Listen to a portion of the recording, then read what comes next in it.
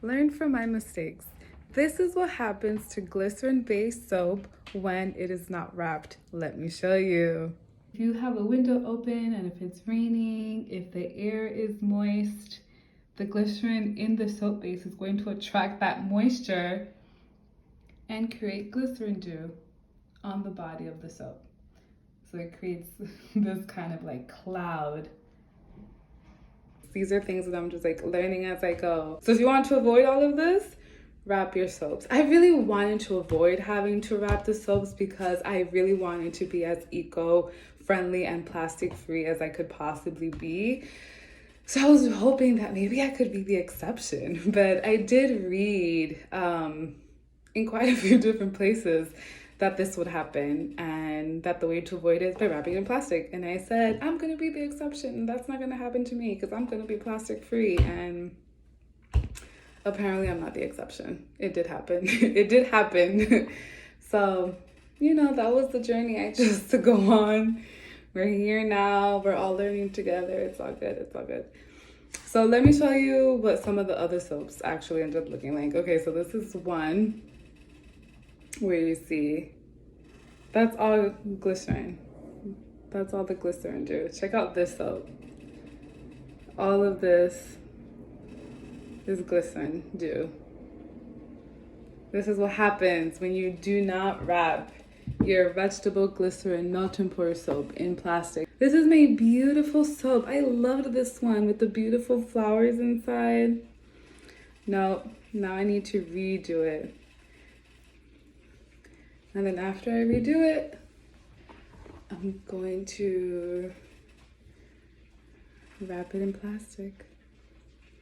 Look at this one. All of these droplets is glycerin dew. Oh, too bad. I love these and I'm so upset that I'm gonna essentially have to do them all over again. But I have to, because look how bad they are. This one's not so terrible, but you can see it on the sides.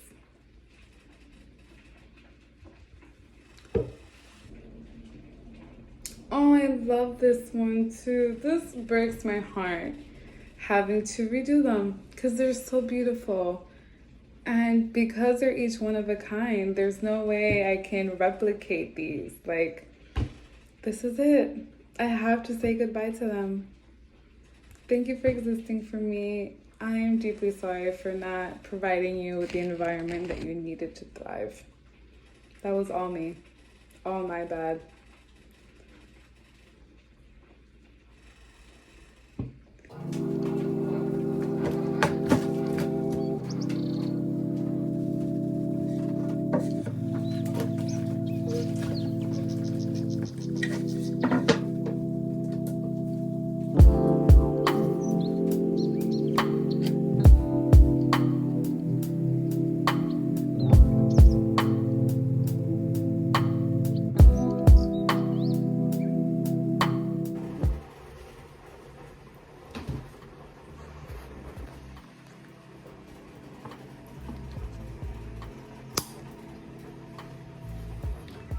You see me?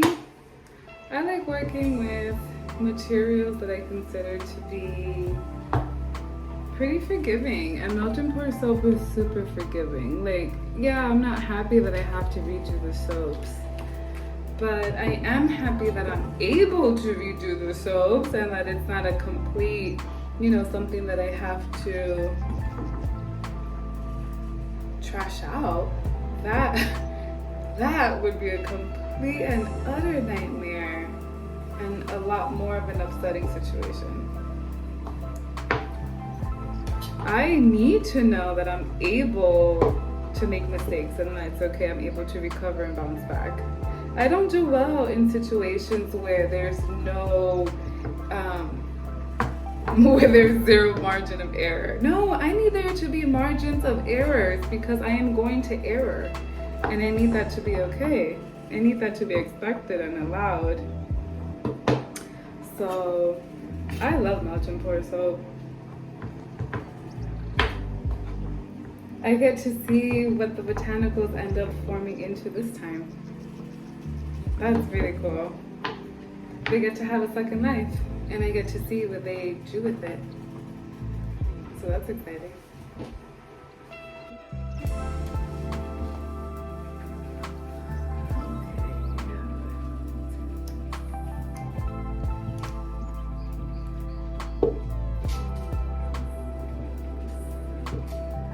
So my strategy in cutting these, specifically since this is going to be a report, I want to try and not cut through the botanicals that are already inside. I want to try and keep them whole if I can. So I'm trying to cut around it. Like, I want to try and keep this flower whole, so I'm gonna cut around it. And hopefully when I re-pour it into the new mold, it'll be able to reform itself in a different way. That's my hope anyways.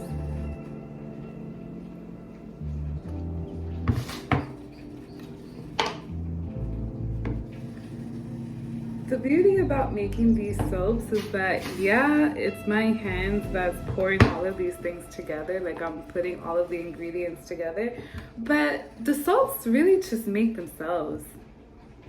When you put botanicals in it, they just make themselves. It's like little souls enter their bodies and they just become their own beings.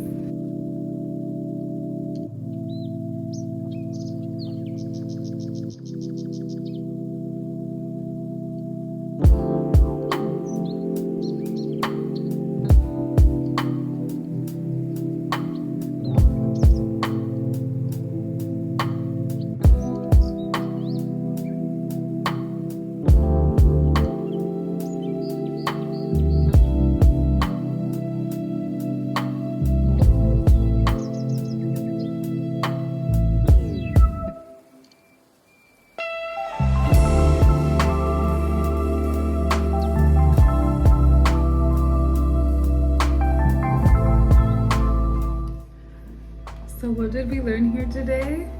If we don't want glycerin dew on our soaps, we have to wrap them in plastic.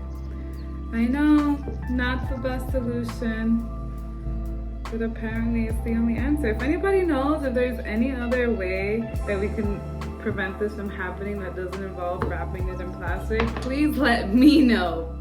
Let me know. I want to know. But for now, that's all I know, so that's what we're gonna have to do. Because look how beautiful. I'm so sad. I'm so sad to have to redo them.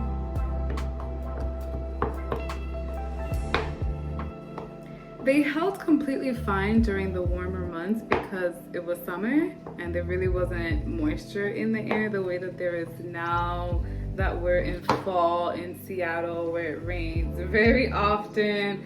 So if I keep the window open, I already know it's gonna happen.